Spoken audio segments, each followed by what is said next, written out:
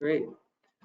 Good morning, everyone. Welcome to the Kettering Health Lunch and Learn sessions with Alan Gassman. And today we have Ashley with us, or Jill Ashley, excuse me, with us. And just want to thank you all for joining today. This is part of our monthly sessions sponsored by Kettering Health. We're and the Kettering Health Foundation. We're the supporting arm for the Kettering Health Hospital here in Kettering, Ohio. And today, we're really looking forward to our Lunch and Learn session on qualified personal residence trusts, numbers and wisdoms, and looking forward to this topic as I've used this in my advisory career, in my former career before I got into philanthropy, and looking forward to Alan's and Jill's presentation. So let's turn it over to you all today. Take it away. Thank you very much, Rick. Yeah. We welcome you to this presentation.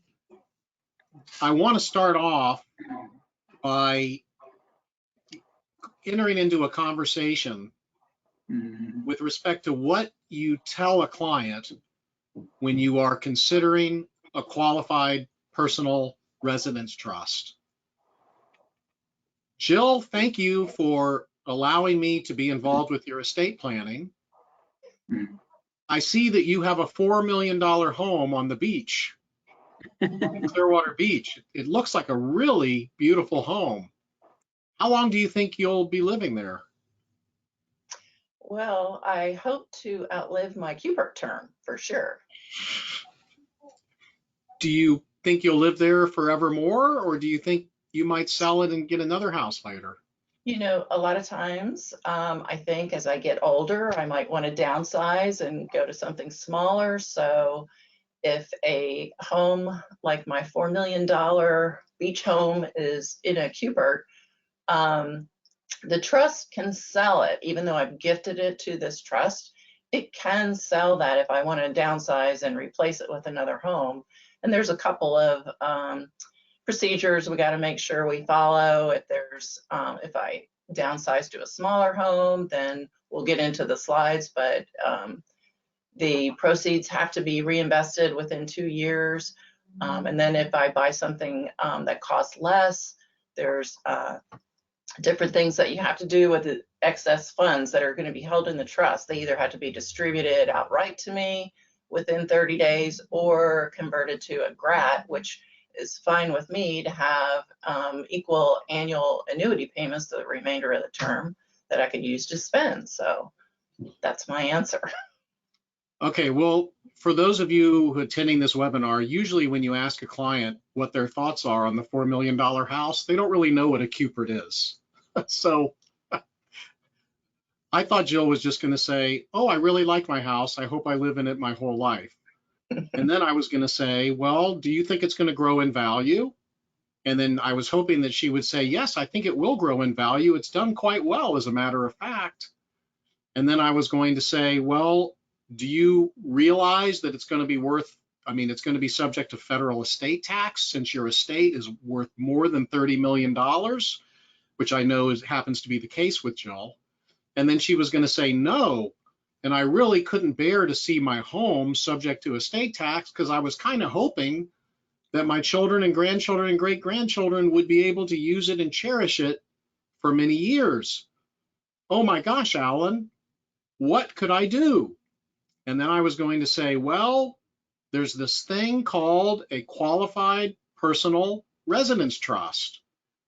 And it's etched right into the Internal Revenue Code under a code section that we call 2702. And what that code section says is that if you put your home in an irrevocable trust for the benefit of your family, and you retain the right to use that home for a specified term of years, then the amount of gift that you are making when you put the home into the trust is determined at a discount. So while your home is worth $4 million, if you agree in the trust that you will have exclusive use of the home for 20 years, and then after 20 years, it will be held exclusively for your family, then the value of the gift you're making will be a lot less than $4 million, even though the growth in the home will be out of your estate, and there are no moving parts. Unlike an installment sale to a grantor trust or a GRAT with annual payments, you sign the trust, you put the house in the trust, you file a gift tax return, and then call me in 19 and a half years, because really nothing needs to happen if you hold on to the house until the end of the term. And then Jill was going to say, wow, that sounds really good. That's what I was going to say. That's what she was going to say. And she was going to say, can you show me the numbers? And I was going to say, oh, I happen to have the numbers here on my computer in this new software program being developed by this zany lawyer in Clearwater, Florida, and his friend Jill. And by the way, you can use this software for free for a while. Just go to estateview.link. You see that there? You could do this while we're doing it. estateview.link. And click on that. It opens up, and then it says, what is your email address? Test, T-E-S-T, at test.com is what you tell it. As your attorney, I'm giving you permission to tell a fib to the software program. And then when it says, what is your name? That's not a Leonard Skinner song. What is your name? You answer that with the word, believe it or not, test. And then when you open the software, you go to the calculators. See, you click there. That's not really my hand. It's a little artificial hand. I click on calculators and I go to CUPERT, which stands for Qualified Personal Residence Trust. And then I can run these numbers for Jill. Now, Jill happens to be 39 years old, so I can go to 39 years old, and Jill would like to be able to live in the home rent-free for 20 years, so I go to 20 years, and the value of the home is only $4 million. And Jill, how fast do you think the home will grow? You think it'll grow at a 4% rate of return? Yeah, or less. Okay, so we'll go at a 3.78% That sounds good. rate of return. And we're going to use the mortality table 2010 CM, which is required if you're going to do the CUPERT right now. And what we see here across the top is one CUPERT for 20 years. The grantor is 39 years old. The gift is only 40.67% of the total value of the home. The average 39-year-old has a 92% or better chance of living for 20 years. The gift is only 37.52% of 40 million, so she's only going to use $1,500,000 of her estate tax exemption. Yet in 20 years, I can look down here and see that in 20 years, that home is going to be worth over $8 million and will be out of her estate if she lives the 20 years. That is a pretty good deal. I mean, if you compare that to just making a gift of $1.5 million to an irrevocable trust of equities, in most cases, they're not going to be worth $8 million in 20 years. They may double twice in 20 years to $6 million, but this protects the home. There's only one gift tax return to file. The trust is disregarded for income tax purposes during Jill's lifetime, and if properly drafted, thereafter. So those are the basic numbers, but Jill may say, well, you know, I think I could go for 30 years. What would it look like if I did a 30-year Cupert? Well, here, if you're a bridge player, you're going to like this because you can click duplicate. And now I'm looking at Cupert 2. And Cupert 2 has the same scenario, except that she's going to live 30 years. And how is that different? Well, Cupert number 2, 30 years. Now she's only using 850,000 of her exemption. She has an 82% chance of living that long. And now the home in 30 years is going to be worth $12,175,000.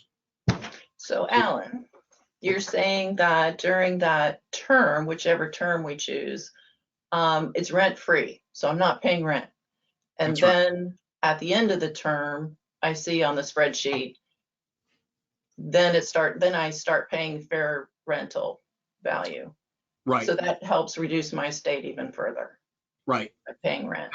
Now the other question that you were going to ask me is, what if I sell the home during the term? What happens? And I say, well, you could either replace the home, the Cupert could sell the home and buy you a new one, or it could invest the assets and make you an annual payment for the remainder of the term. And then your question to me would be, how much would that payment be? And I would say, well, if it's a 20-year Cupert, the payment would be $198,460 for the rest of the term. And if it's a 30-year Cupert, the payment would be $204,386 per year for the rest of the term. And then Jill may say, could my creditors reach into the Cupert? And I would have to say, well, it depends on what state you live on. I mean, what state you live in. But it's possible that your creditors could take over your right to possess the Cupert. But if you live in a state like Florida or New York, where you have protection from creditors for an annuity, then if you had a creditor situation, the home could be sold, maybe to a relative or a friend, and then the Cupert could start paying you an annuity payment and creditors would not be able to touch that. And also after the term, creditors would not be able to touch that.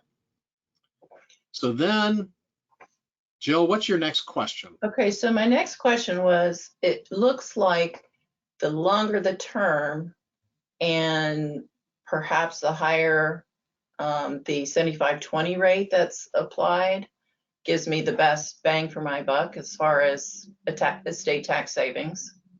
Is that right, correct? right. That's a good idea. That's a good question, because right now the 75/20 rate as we stand here today is 4.6%, which the software automatically knows. But just for fun, if we move it up to 5%, you're going to see the amount of the gift goes down. So the higher the 75/20 rate, the better for a Cupert, just so you know. Now, the next question is, well, Alan, what happens if I live 40 years? What will happen if I live 40 years to age 79? So call me in 40 years and we'll discuss it, or we go to the advanced section of the software. And in the advanced section of the software, we're able to select 40 years, age 79, and because the spreadsheet, of course, gets quite small, what I can do is I can elect to show just every 3 years. So now the spreadsheet is showing me every 3 years. And what else can I elect here? I can elect to say that once the Cupert term of 30 years is over, Jill will start paying rent based upon 8% of the value of the home each year. So not only will the home with a value growing be outside of Jill's estate, but also rent will be outside of Jill's estate. So the total amount outside of Jill's estate in 40 years will be $29 million. And that is pretty darn good. So multiplying that by 40% estate tax rate, that's how much money is back in the family's pockets.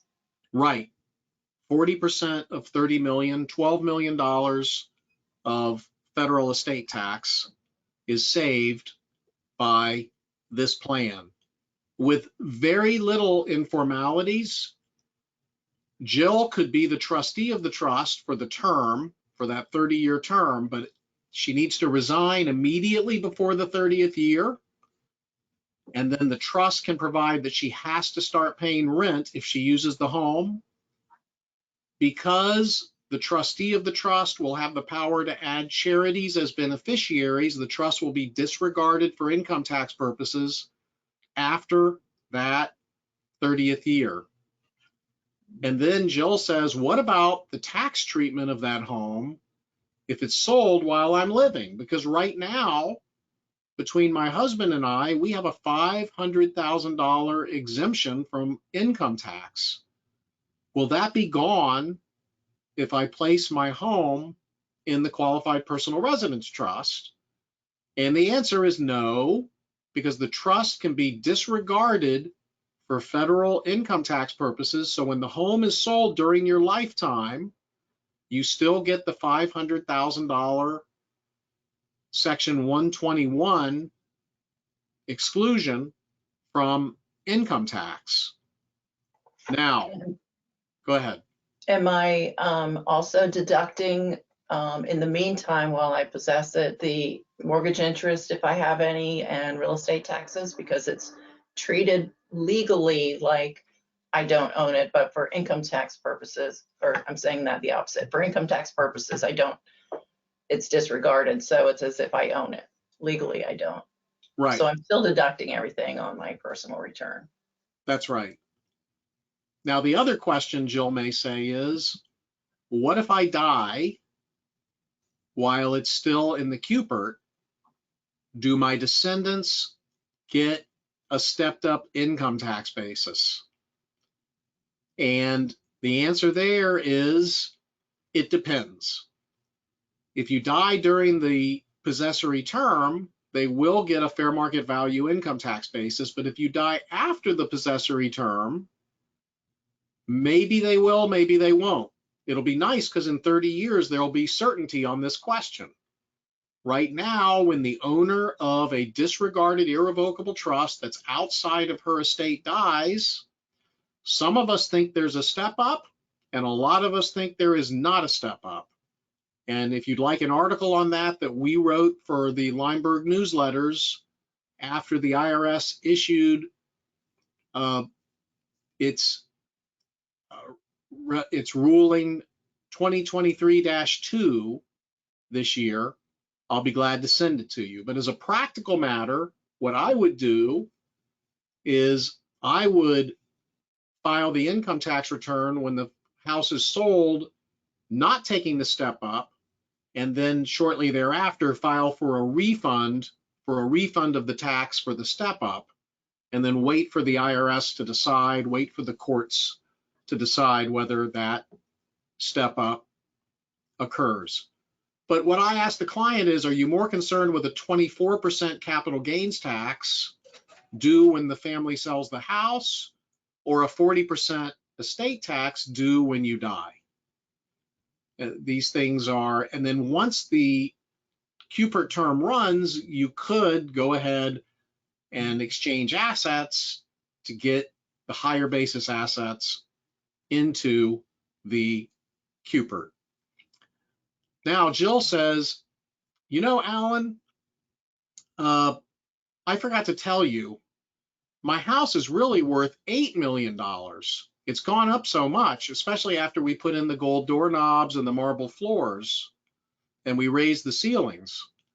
So, but I really would only like to give half of the house to a Cupert. And I'd like for that Cupert to benefit my spouse for my spouse's lifetime and then the children. So how would that work? And my answer would be that would work really well. I could take the value of the house up to 8 million. And then I can go here and put in 50% ownership. And look at that. It's the computer gives me a 15% discount. So the gift amount just went down to 722,000. And the discount would be what a willing buyer would pay a willing seller for half of Jill's house. So how many out there would like to pay $4 million to own half of Jill's house? And you say, which house? Half, the front or the back, the top or the bottom? Well, this would be an undivided half. So maybe the discount would be 20%. Maybe the discount would be, oops, I tried to go over 20% and the computer says, warning, because of state partition laws, you probably shouldn't go over 20%. Ask a professional. So that's just another neat feature that Kevin just installed last night after we thought about it. So Jill, what I'd like to do now, I think I've shown a lot of numbers here. I'd like for you to now guide us through your slides. Okay. To give us more of the information about Cuperts and how they work. You're going to repeat a lot of what I just said, which is absolutely fine. And then let's save 15 minutes for the end to show a married couple Cupert and a really cool spreadsheet, which looks like this. So if people want to see this really cool spreadsheet, you'll have to stick around or come back for the last 15 minutes of this webinar. So Jill, thanks for working on the webinar. That is a beautiful picture of your home. Very, very nice. Thank you. I love the chimney and the plant out in front. Yeah, they're new. They're new. Okay, where would you like to start? So I think you went through a lot, but in a nutshell, this is a Cupert is it's just a way to provide removing the value of your home and the future appreciation from your estate for a term of years. We mentioned it's estate tax free. It's a disregarded trust for income tax purposes, so you're still getting all the home expense deductions that you normally could itemize on a return. And the rent, I don't know that we mentioned that yet, but during the term, it's rent free. If you decide to stay in the house beyond the term, then you do begin paying the rent to the trust, but because it's a grantor trust, again, disregarded for income tax purposes, there's no rental income, there's no separate tax return, no expense on the rent. There's no income tax on that. Maybe we just kind of go through a couple of those slides. You're in control there. In a nutshell, so we talked about if you want to transfer half of your house, as he just demonstrated on the calculator, you get a bigger discount because it's not worth 50% of what the value of the house would be. Then if you live out on, I shouldn't be reading, I should just talk. If you live beyond the term, we talked about a sale, and then, if the proceeds are going to the trust because you don't own it legally, the trust can replace the home or not replace the home. If they replace it within 2 years, fine. If it's the same price, if it's less, there's excess proceeds that are either paid directly out to you because the trust cannot hold those excess proceeds, or it can be converted to a grab, which is really the better suggestion. And you can just kind of flip through that. couple of slides there. So you can have 1 or 2 residences. So if you have a primary residence and you have a vacation home, you could even do 50% to get the most discount on your primary residence, 50% into a QPERT with the vacation home, and kind of, and they can be for different terms. So spouses can sometimes, if they feel comfortable doing that, each spouse can own 50% and contribute their 50% to separate QPERTs at different terms. And maybe one of the QPERTs really has beneficiaries as descendants, and one is just for the surviving spouse. So you can kind of play around with the options there to maximize the discounted gifting. If you die during the term, in theory, the entire date of death value would be pulled back into the grantor's estate. However, there's a couple of strategies to work around that. If there's a surviving spouse and at least one survived, then your documents can be drafted so that it will make anything that would have been included your estate to go to the surviving spouse for their lifetime. So that way, there's an unlimited marital deduction, and that would just be deferred to their estate at the second death. The other option was, you could always buy term life insurance to cover any estate tax exposure during the term. We'll kind of flip through some of these slides here so I can remember what all I want to say. Let me just mention that, so for a married couple, they could do QPERTs on 3 properties because they each have a primary residence and they each can do a secondary residence. So they would typically do joint contribution to 2 separate QPERTs of the primary residence to get the 50%, to get that 15% or whatever it is discount. And also the QPERT that I would form would benefit my wife, Marcia, and our descendants. The QPERT Marcia would form would benefit just our descendants. And that way Marcia has the ability to live off of the QPERT I form and the ability to redirect where those assets go if she's expected to outlive me.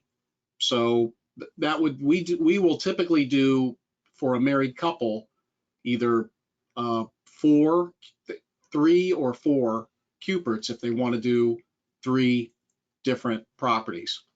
Another planning idea is that if you have a short life expectancy, you set up the QPERT and then come up with a disease that gives the person a short life expectancy, they could convert the home to income producing, thus converting the QPERT to a GRAT, and then sell the remainder interest in the GRAT to somebody.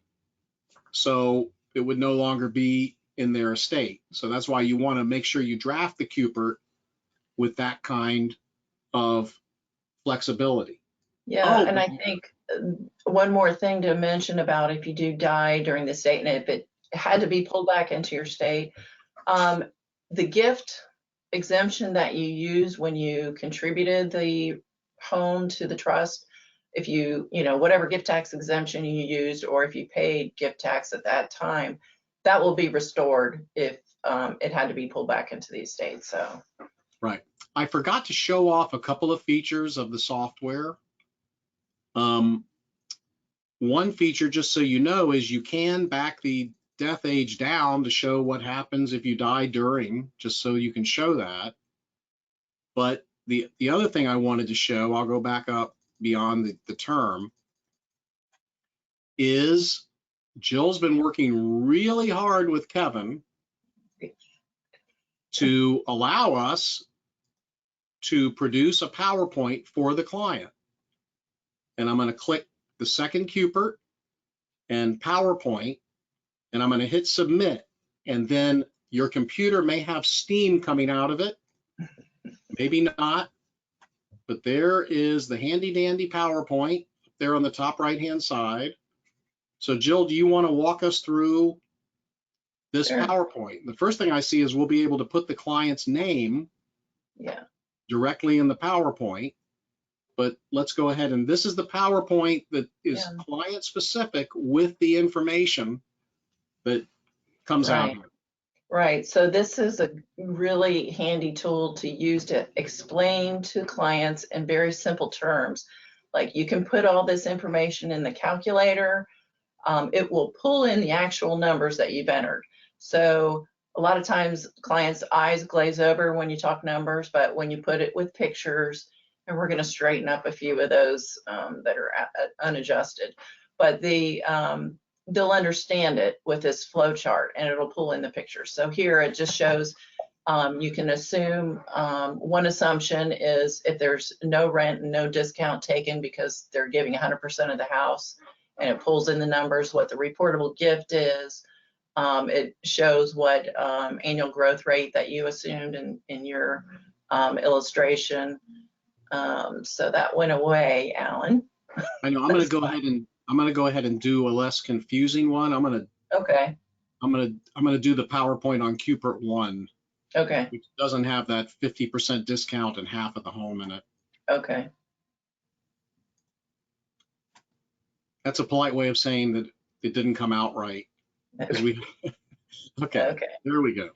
So it just explains, the basic terms. How much of the gift, what's the growth rate, what the value is when you transferred it in, what the term is, and what your survival rate is. They're based on the IRS mortality tables. So, and then during that term, there's rent-free living. And then the next slide would be, so this tries to explain in simple terms to clients, disregarded for income tax purposes and what that means. They can still deduct everything. They can still, they don't have to file a separate tax return for the trust.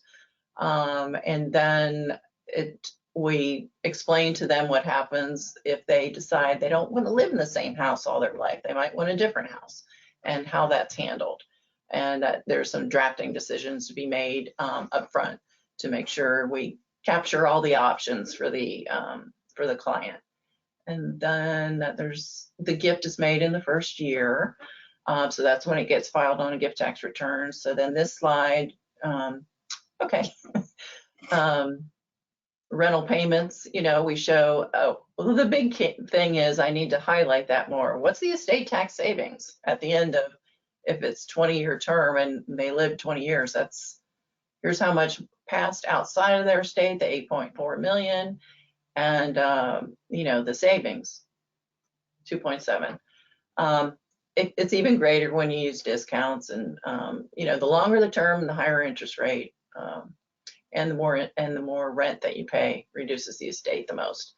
Again, this is things that we've already explained, but it puts it in real easy language for clients to understand. And then the discounts, they typically range between 5 and 20% if you're giving partial interest. It's a case-by-case decision on that discount. And then there's just illustrations to show them how this, you could get 50%, but like Alan said, you could have 2 properties, 2 people, you could split it up different ways. And then this is just an illustration here to show if one of the Cuperts benefits the other spouse and whether they pay rent or not. And that might be a little too complicated. That's why I didn't put a lot of text in there, but you can tell the client that there's some options where they would not be required to pay rent if there's a SLAT which is a spousal lifetime access trust. They, I don't know, Alan, you'll probably have to go into that, but they're in our other slides. We have some discussion on that, and that's more of a high level discussion that might go over clients' heads, but at least they know that they have some additional options. Okay, so let's go back.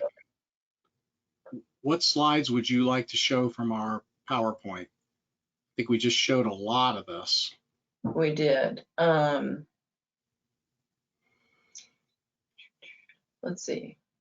Oh, can I talk about generation skipping? You have to talk about that one. Okay. All right, well, I think everyone knows if I set up an irrevocable trust for my spouse and descendants or for my descendants, typically it's going to say that the inheritance does not go to my children. It goes for their lifetime benefit. Maybe each child can be trustee of a separate trust that will receive amounts that that child reasonably needs for health, education, maintenance, and support. And then when the child dies, it's not subject to federal estate tax. And I have a $12,900,000 estate tax exemption and GST exemption. So if I made a $10 million gift right now to an irrevocable trust, not a CUPERT, I could allocate 10 million of the 12,902,000 to that trust. And if it's worth 30 million in 20 years, then 30 million can pass both estate tax free at my level and the level of my children. Unfortunately, with a CUPERT and with a grantor retained annuity trust, I cannot allocate my GST exemption until after my possessory or payment term. So if I put a $10 million house in a 20-year CUPERT and it's worth $40 million in 20 years, then when my children die, it ends up being subject to federal estate tax in their estates. So we just have to point this out. Most people have plenty of GST exemption, especially between a married couple. But the CUPERT agreement needs to say that if a child of mine dies during the term, then it doesn't go to their children. If we think that that child may be subject to estate tax, it will go to my other children. Now, this really won't have much of a consequence when the child who's the beneficiary is not going to be subject to federal estate tax. But when the child who is a beneficiary between their own assets and the assets of the CUPERT will be subject to federal estate tax, then the CUPERT is not as good as certain other techniques. Was that confusing enough? You know, I just remembered something that is going back a little bit, but when we're talking about the gift that you make of the residence into the trust and you file a 709, because it's not a present interest gift, it doesn't qualify for the 17,000 per person deduction. So That's a very good point. yeah, it's just That's something to keep in mind. That's a very good point. Before I forget, besides the house and adjoining property that's part of the adjoinment of the house, can you put money in the CUPERT in the beginning? And how So much money can you put in? Because it's pretty neat to be able to discount money. yeah, so there's no required seed capital like there are in some other estate planning techniques, but really only in limited circumstances you can hold enough money in the trust to pay for within 6 months of reserves, basically to pay for home repairs, maintenance, taxes, or anything that you wanted to pay out of the trust. But it really shouldn't hold excess proceeds. Even if you sold it, you know, like that has to be distributed out within a short period of time. So it's not intended to hold those, but you can to cover some expenses. Okay, I'm going to answer some questions here that we got. Leanne says, can you put a vacation home in the Turks and Caicos into a CUPERT? Jill, do you know offhand? I don't recall. I don't think you can put foreign property in a CUPERT. I have not seen anything about that, but I'm assuming, you know, I'd have to research it, so don't quote me, but it's, you know, these are US estate tax rules, so I don't know if that would qualify or not. Right. It's gotta So be primary or, you know, but I don't know. Okay. For sure. So Patrick, I'm sorry. Patrick said he went to the website and he wasn't able to get in. Josh is going to make sure that you get in if you just email us. You go to estateview.link, tell it that your email address is test@test.com. Tell it that your code word is test. And That should work. All right. Did you say that rental income would not have to be reported? Would the That's payments correct. be made directly to the Cupert's name? What about a checking account to get the rental income? Would there not be one, or would there be one to pay expenses of the house? Well, that's 9 great questions in one. If the trust is disregarded for income tax purposes, which occurs during the possessory term and then with proper drafting thereafter, then the payment of rent by the grantor is not counted. It didn't happen. So there's no income tax or reporting.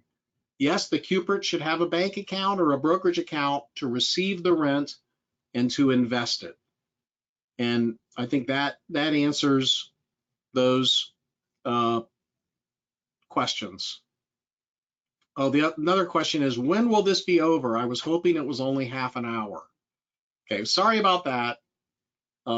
It's a 1-hour webinar, but it will only seem like it is 75 minutes long. So now, for those of you who have patiently waited and those of you who have been impatient, I want to show you a spreadsheet. Rick, do you have any questions? Yeah, I had one. I just was, the philanthropy in me. Is there a charitable twist that you can put on this in terms of utilizing the Cupert to, let's say, give the surviving spouse the opportunity to maintain use of the property, and then at the end of her death or her children's death, having that property being part of a gift to a charitable organization? Not to my knowledge, but I will point out that one thing that Jill could do is Jill could give a remainder interest in her home to Kettering Foundation and get an income tax deduction now, even though she'll have the use of the home for her 50-year life expectancy. And Kettering Foundation can say thank you, but not have to worry about maintaining the home and not have to worry about having responsibilities. And then later, when Jill is ready to move out of the home or ready to pay rent, she could give the life estate to Kettering. And if Jill has manipulating children and she gives the remainder interest, then the children will never be able to steal that house away, no matter how hard they try. So that's what I have for charity. Thank you. Also, if Jill prepares the Cupert for a client, she can donate all her fees to charity. Just like I donate everything we pay Jill, we just donate it to charity. She basically works for free, which is okay with us. All right, so now I want to show you the spreadsheet. And Josh, I want to make sure that all the attendees get the spreadsheet. Now, probably in 6 months, the spreadsheet will be part of Estate View, but I don't want to tell our programmer Kevin yet, or he'll do that and then he won't finish all the other stuff he's got to do. So here I have a married couple, and I took the numbers for 2 71-year-olds, but the chart says 74 and 75. They just look older. They're actually 71 and 72, and they have a $2.5 million home. And I decided that they could look at doing an 8-year Cupert because they have about an 80% chance of living at least 8 years. I personally like to do a Cupert where you've got an 80% chance or better of living the term. So they're going to do a $2.5 million home. When it's time to pay rent, they're going to start paying rent of 8% of the value of the home. And let's see what that does. As you can see, by year 9, the home's worth $3,400,000, and the rent in the first year $273,000. And what's in that trust at year 15 is $6,642,000 in value. Estate tax savings $2 million if they live to year 15. If they live to year 25, the trust has $13 million. The estate tax savings $5 million. Now, the only thing I had to enter in here was the value of the home and the estate tax exemption, which when they each put half of that home in a separate trust, he does one for his spouse and their descendants. She does one for descendants only because she doesn't like him that much. Then the exemption use is only $1,186,000, but as you can see, it's pushed millions out of their estate. So now the nice thing I like about the Excel spreadsheet, my staff calls it Allen proof, because they know I'm really bad with spreadsheets, but I have arrows here. So if the clients say, hey, I think the house is worth $3 million, I just click the arrow up to $3 million. And if it's they say, well, if you do that, you got to increase the use of the gift tax exemption a little bit by about 20%. So I'll go from $1,186,000 to about $1,003,000. I think the value of this house is going to grow at faster than the 4%. Okay, go to 4.25%. Everything changes instantaneously. But then you say, well, what if there's no step up? What does that cost the client if there's no step up? So I go to the income tax analysis, and I'm going to say that the house starts at $3 million. It's got a tax basis of $1,655,000. The gain on sale is $1,345,000. There's no income tax, but in year 10, if there would be an income tax because of no step up, then the income tax would be $780,000 based on a 28.8% tax, which is what we might estimate it might be at that time. The estate tax savings minus the income taxes, you still come out way ahead. Even if the income taxes are at 41.8%, you still come out ahead. So that this chart shows that.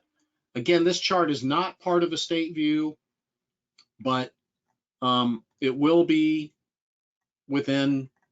before Jill's 40th birthday. All right, so now I want to go back to Estate View. Let me find it. And I'll just search Estate View here on my computer. There it is. I just want to show you a couple of the other features of Estate View if you're going to use this. Again, if you want to duplicate and do another one, you just click duplicate. If I want to duplicate Cupert 1 and change something, I just click there. Now I'm on Cupert 3, and I can just change, and it's showing me the spreadsheet from Cupert 3. If I want to go back to the spreadsheet for Cupert 2, I just click Cupert 2. This is cute. If I want to do Cupert 4, I can. Now I go to Cupert 5. Yep, I can show as many, even though there's only 4 Cuperts a married couple can do, you may want to show more of those Cuperts. Now, the spreadsheet may have too many columns for you. You may think we're showing too many things on the spreadsheet. I can click here and I can say, well, I don't want to show the second life age, and I don't need to show the total rent paid. So I can click those and then close it, and now the spreadsheet has fewer columns. You may want to, as I said, show every other year. Click there and the spreadsheet is easier to look at. Or I can export the spreadsheet to Excel once it's done, and there is the spreadsheet that will open up in Excel. So it's easy to export to Excel. Okay, I can go ahead and delete these if I want. Here I can alter the summary columns. I can show a lot more things in the summary columns if I want to. So now you have more detail in the summary columns. Also, I can go to general explanation. I can get a short explanation of the exact numbers here, which we're improving, but that's what it is. And it downloads as a PowerPoint document. I can get a longer explanation. And then the other thing we're working on that we will be improving is there will be a planner's checklist. So the planner's checklist will open up there. For some reason, it hid itself from me. Where are you, you silly checklist? There it is. Planner's checklist will come up. And as I said before, when you do this, you're able to put in the client's name, Jill Ashley,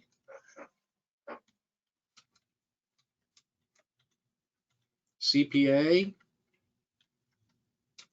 CFP,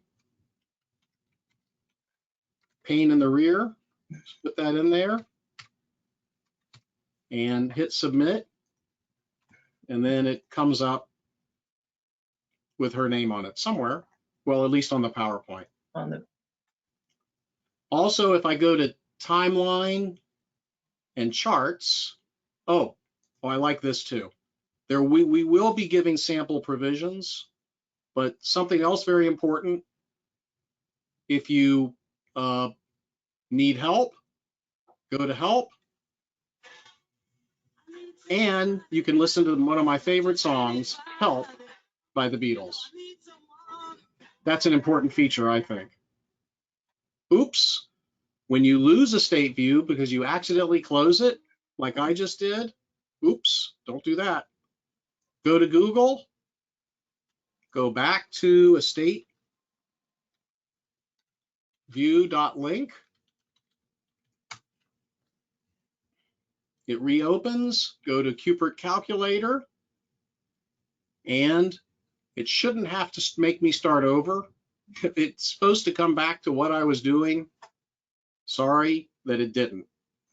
All right, then the other thing is the timelines and charts. This shows me that for this Cupert, the value of the gift is in red. The value of what will pass non-estate tax-free is in blue. The chances of survival are blue. The chances of dying are red. So if I increase the term, then more passes estate tax-free in blue, but lesser chance of living that long in red. And if I wanted to compare a second Cupert with different numbers, say there, I can look at a couple of Cuperts at the same time using the proportion test. If I want to see the probability of surviving each year of the Cupert, it shows me what year the person may be most likely to die, and this will allow multiple Cupert use. Then property interest going up over time with multiple Cuperts. The total rent paid will be shown. If I go to advanced and I put in some rent, it'll show the total rent paid for a number of different Cuperts, and then the assets subject to estate tax and the assets removed from estate tax will also be shown. Jill, anything else you think we should do with Cuperts? Let's look at the summaries and details. Yeah, okay, so there you got that. Yep. And then timeline and charts next to it is that. Yep, so now it's showing. I like the way it shows that, yeah. Now it's showing for all three of these Cuperts that I'm showing, gives you, and then as I change numbers on one of them, it will change the measurements for that particular one, as you can see there. If you live in a state. The main module for, just quickly, I don't know. The main module, the go back to the main, the big one, yeah.